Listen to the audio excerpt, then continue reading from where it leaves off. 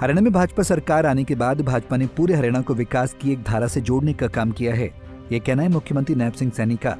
ऐसे में मुख्यमंत्री प्रदेश की बाकी समस्याओं को लेकर काफी गंभीर नजर आए, जिसके चलते उन्होंने आज दिल्ली स्थित हरियाणा भवन में हरियाणा के सभी सांसदों के साथ एक अहम बैठक की।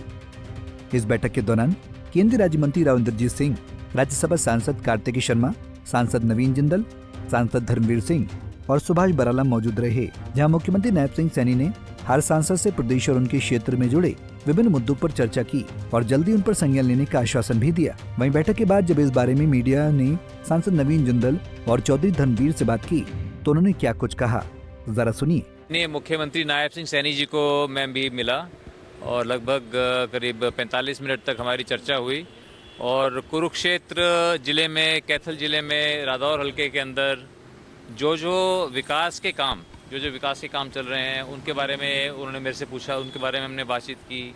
जिन कामों को आगे बढ़ाना है, जिन कामों में तेज़ी लानी है, उन कामों के बारे में बात की और जनरल बातचीत माननीय मुख्यमंत्री जी से की, जो कि अक्सर हमारी रेगुलरली उनसे होती रहती है बातचीत, वो भी पूछते रहते हैं।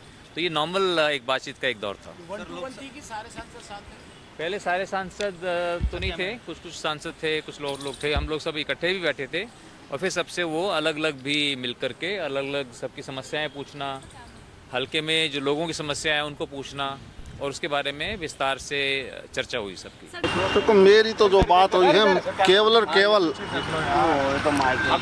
केवल मेरे क्षेत्र की डेवलपमेंट से संबंधित बातों पर चर्चा करी है और मैं ये मान के चलता हूँ कि जिस तेजी से हरियाणा आगे बढ़ रहा है विकास के दौर पर, इंफ्रास्ट्रक्चर हो, गांव का हो, शहर का हो, बिजली, पानी, हेल्थ जो भी है, उनके बारे में बड़े विस्तार से चर्चा हुई है और उम्मीद यही करते हैं कि सही समय पर वो काम अब मेरे क्षेत्र में होगा। केवल इस बात के लिए मिला हूँ मैं, तो दूसरी कोई बात नहीं। कौन से कामों की लेकर चर्चा हुई है, अगर आप बात करें तो?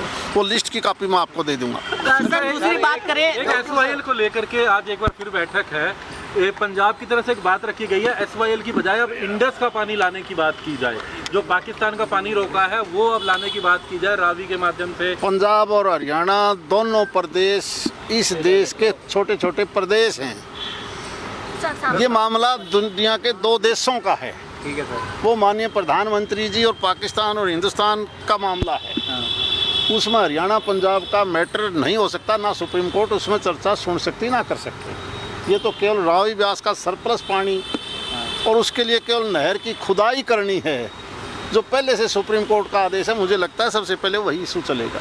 इस दौरान सांसद कार्तिकेय शर्मा ने विपक्ष द्वारा संसद सत्र न चलने देने पर बड़ा बयान देते हुए कहा कि ये विडंबना है कि विपक्ष द्वारा किए जा रहे हंगामे के कारण सांसदों को सत्र में बोलने का मौका नहीं मिल रहा है।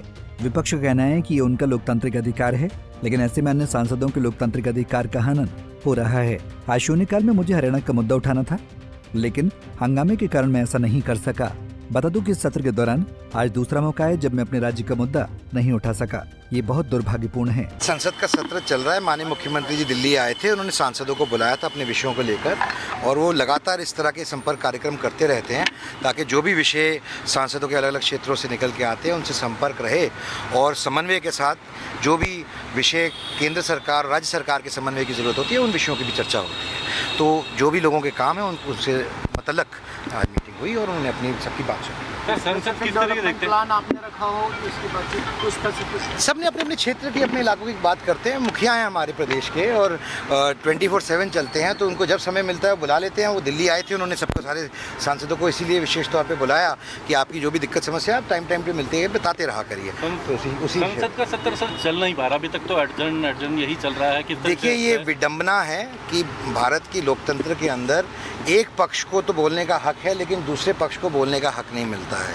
वे कहते हैं कि ये लोकतांत्रिक हक है उनका, तो क्या दूसरे सांसदों का और मेंबरों का लोकतांत्रिक हक नहीं मारा जा रहा?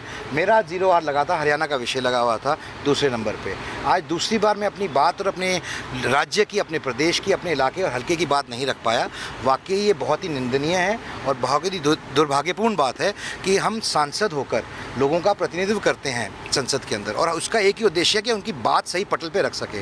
हमें वो मौका नहीं मिल रहा, हमें उससे वंचित रखा जा रहा है। सर, कश्मीर क्या मानते हैं, क्या सलाह देंगे इसमें? देखिए, मैं तो विपक्ष को यही सलाह दूंगा कि आज हम सरकार में हैं, वो विपक्ष में हैं। कभी वो सरकार में थे और हम विपक्ष में थे, तो ये तो प्रक्रियाएं, सरकारें आती हैं जाती हैं, ये प्रक्रिया चलती है लोकतंत्र की। लेकिन लोकतंत्र जीवित रहना चाहिए और लोकतंत्र में सांसदों को अपनी बात रखने की बहुत ज़रूरत होती है। लोगों की उम्मीदें होती हैं, लोग उम्मीद रखते हैं कि हम उनकी बात उठाएंगे और ये मौका हमसे छीना गया है। सर, जम्मू कश्मीर के पूर्व गवर्नर सत्यपाल मलिक, उनका निधन हो गया। मैं शोक प्रकट करूंगा आपके माध्यम से कि वो उनके निधन के ऊपर दुखद घटना है। धन्यवाद। वहीं कार्तिकेय शर्मा ने यह भी कहा कि विपक्ष को ध्यान रखना चाहिए कि कभी वो सरकार में थे और हम विपक्ष में, इसलिए लोकतंत्र जीवित रहना चाहिए। लोगों को हमसे उम्मीदें होती हैं कि सांसद उनकी आवाज सदन में उठाएंगे और ये मौका हंगामे के कारण हम लोगों से छीना गया है। वहीं उन्होंने पूर्व राज्यपाल सत्यपाल मलिक के निधन पर भी शोक व्यक्त किया। दिल्ली से कमल कुमार कंसल, पंजाब केसरी टीवी। हमसे जुड़े रहने के लिए हमारे YouTube चैनल को सब्सक्राइब करें और नई वीडियो की नोटिफिकेशन के लिए बेल आइकॉन को दबाएं। अगर आप ये वीडियो Facebook पर देख रहे हैं तो लाइक जरूर करें और ज्यादा से ज्यादा शेयर करें। धन्यवाद।